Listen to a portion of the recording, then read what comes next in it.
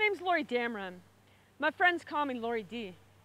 I'm so lucky to be able to live in this beautiful place, and I feel so lucky to be able to make my living doing what I love most, music. I do a lot of hiking here in Colorado, but I also love going to Utah. So, I've been exploring Utah since 1986. It's been a great source of spiritual healing for me.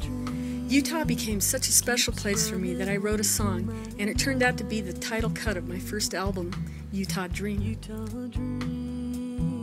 My favorite spot is Needles District of Canyonlands National Park, just south of Moab.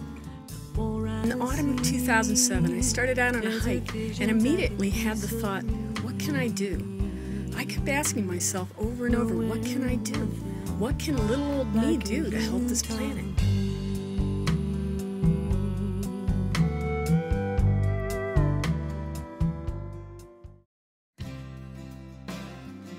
Over the following 4 hours, I ended up writing the whole song in my head.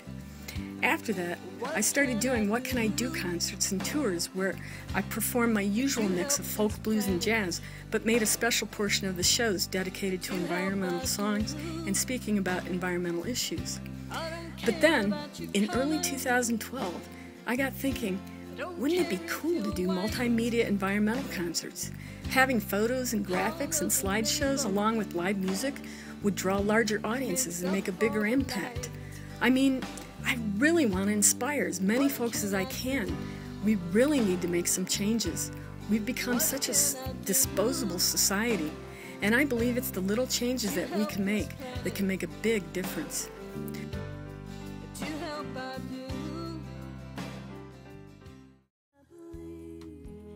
So I tapped into my passion for art, music, and the environment.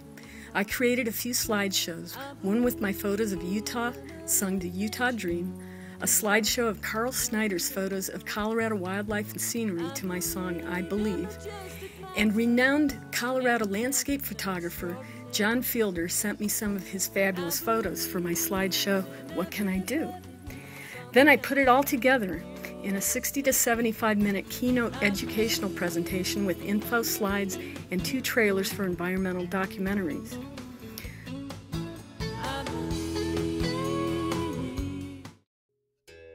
I think one of the reasons I've always been so passionate about our beautiful planet Earth was that I spent my childhood in the little town of Berea, just south of Cleveland, Ohio, during the 1960s.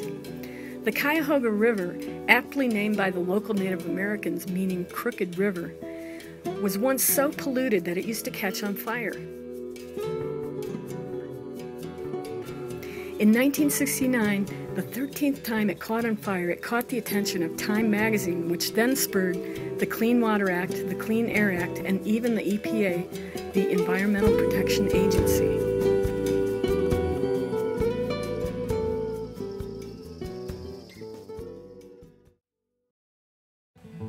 So, you might be thinking that I'd be preaching to the choir, especially here in Boulder.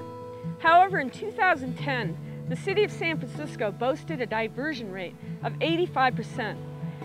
Diversion rate means how much material is diverted from the landfill through recycling and composting. So 85% in San Francisco, and in Boulder, the diversion rate was 35%. I really think we can do better. Everyone knows about recycling, but more important is reducing and reusing. I hope you'll join me on my journey. Please pass this video on to all your friends, and I hope to see you soon at one of my What Can I Do multimedia environmental concerts.